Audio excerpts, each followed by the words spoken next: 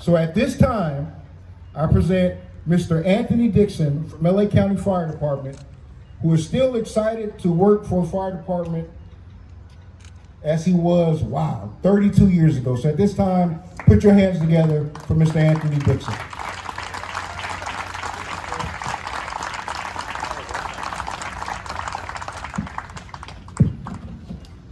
Good morning, Gardena. Good morning. Good morning, Gardena. Let me get this going here. I'm so proud to stand up here today to talk to you guys a little bit about veterans. And let me just take it back just a little bit, because this morning I asked my mom if she wanted to, get out of the house today and watch me come out here and talk to y'all a little bit about being a veteran. And my mom jumped up out of the bed, got all dressed, and she's out here today to join us today on Veterans Day. So thanks for coming out, Mom. Every veteran that's standing out here today, they're gonna understand what I mean when I talk about, oh, there you go, Mom. I love it. I'm gonna talk to you guys a little bit about getting off the bus. And every veteran, every Marine, every soldier, every sailor, every Coast Guardman, everyone's gonna understand what I mean by getting off the bus. Think about it. When you went to boot camp, well, let me take it back just a little bit. When you first signed those documents, it's like buying a house or something like that. You signed all those papers and you rose your hand and you said, I'm going to protect and defend our nation. That was the first part. But when you took that ride from wherever your home was to wherever your base of training was, and you rode on a bus. You rode on a bus. Me, I rode on a bus to Fort Benning, Georgia. And if anyone out there in the audience knows about Fort Benning, Georgia, you know that's out there in the country. There's wood, there's trees, there's snakes and everything else. And everybody was talking as we were riding on this bus, heading out to boot camp. But as we went through those gates at Fort Benning, Georgia, and we're looking at these towers at Fort Benning, Georgia, we kind of knew about it, but we didn't know about it. As we got closer to what they call the receiving barracks, it got really quiet on that bus. It got so quiet on the bus, you not only can you hear a pin drop, but you can hear everybody breathing next to you. And we watched this guy walk from the front of the bus, and he opened up the door. And everybody was so quiet, and they was breathing like,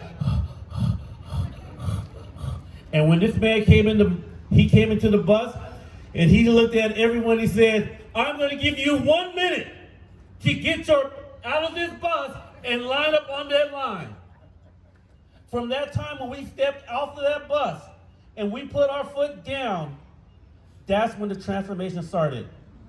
That's when you knew you were going from being a civilian to being a soldier, a Marine, a sailor, a Coast Guardman, an airman. That's when you knew, because they yelled at you, they screamed at you, they made you do, well, actually they were being really kind first. And you're like, oh, this isn't too bad. This isn't too bad. After that first week came and you went what they call downrange. When you went downrange, then you knew, oh boy, it's a whole new world. I'd never been called so many names in my life until that day. I was called an old man because, see, check this out, Gardena. I was 33 years old when I decided to join the military. I was 33 years old. I was working for the world's best fire department in the world. I was there for 11 years, and then I decided to join the military. So at 33 years old, working 11 years and working on the beaches of Southern California, and I joined the military, and guess what? I started getting hollered and screamed at. They're calling me every name in the book. I'm like, wait a minute. Can I call the union? Can I just go home, because this is not making any sense? I mean, I watched the movies and stuff like that, but now I'm realizing that this is for real. They are yelling at me. They are screaming at me. And wait a minute, hold on right quick, Gardena. And then they told me that I have to be up by 3 o'clock in the morning. I wasn't going to a fire. I wasn't going to a missing person. I wasn't doing any of that stuff. I was waking up in the morning to get hollered at some more, to learn how to work a rifle, to learn how to tie knots, to learn your general orders. And after the first 8 weeks, I felt like a soldier. I might put on a little weight now, but you should have seen me when I left Fort Benning, Georgia. I don't even think my mama recognized me. When I left Fort Benning, Georgia, I was lean and skinny. That was the best weight loss program in the world. Now I'm gonna fast forward you guys. Another 6 to 8 months after I left Fort Benning, Georgia. And I went to Operation Iraqi Freedom. By this time, I've earned my veteran status. But I hadn't really felt that way yet. I hadn't really got that feeling yet.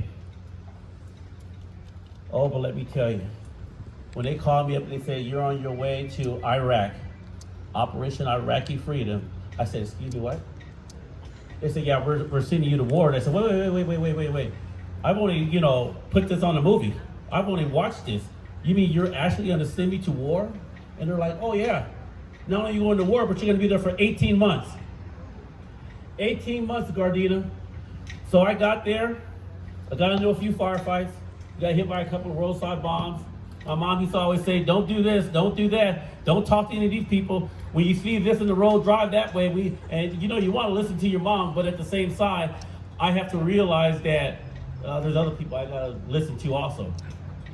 After 18 months in Iraq, getting shot at, getting blown up, doing all this stuff like that, I came back in one piece. We went there with 136 National Guard soldiers, and we came back with 136 National Guard soldiers. The state of California showed Iraq, the Army. We fought arm in arm with Marines. We fought arm in arm with the active duty. And let me tell you, after that, I really felt like a vet. Trim. I got my vet trim now because I've been through combat. I've been woke up, I've been yelled at, I've had things blow up around me. And let me tell you, now I really have that feeling. I look at the audience and I see that Marine out there, and every day, and I just think about the Marines, and I think about that gentleman out there, all the way, sir.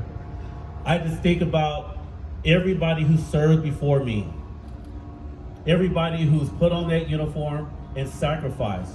I give it to the family, I give it to our friends, I give it to, when I say our family, let me tell you, my son, that was the hardest thing in the world for me to leave my family, but to watch my son cry the way that he cried.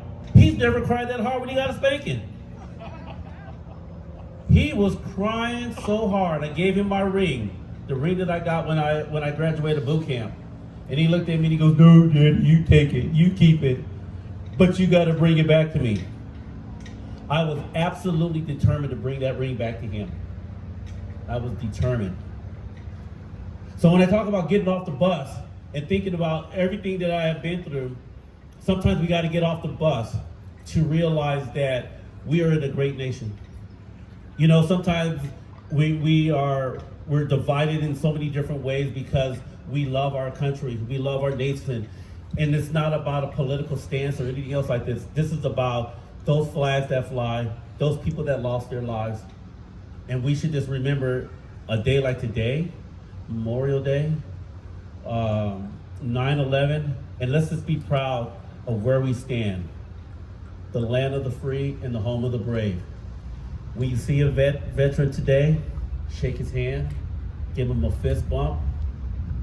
You don't have to buy him a donut today because they're giving away for free. But at the end of the day, and not only today, on this 11th day, on this 11th month, we always remember the veterans, because we're all going to be walking around. You can tell a veteran today. You can really tell a veteran today because we got hats on. We wearing t-shirts. I can't wait to take mine off and show you my t-shirt. But we have different things to let you know that we're a veteran, and we've done that. We've made that sacrifice. And take a little moment today and think about the ones who gave the ultimate sacrifice.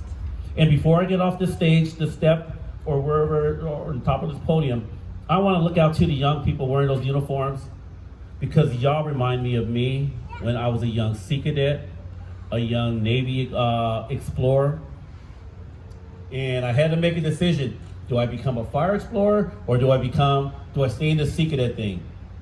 Well, obviously we all know the choice I took. But all you young folks out there wearing the uniform right now, I'm so proud of you guys. I see you guys standing up here lined up in formation all the way. Keep doing what you're doing. All right, you guys. Gardena, have a great day. Enjoy today because it's a beautiful day. Mother Nature and I had a conversation and she said if she was going to make it like today. Have a good day. Happy Veterans Day. We'll see y'all.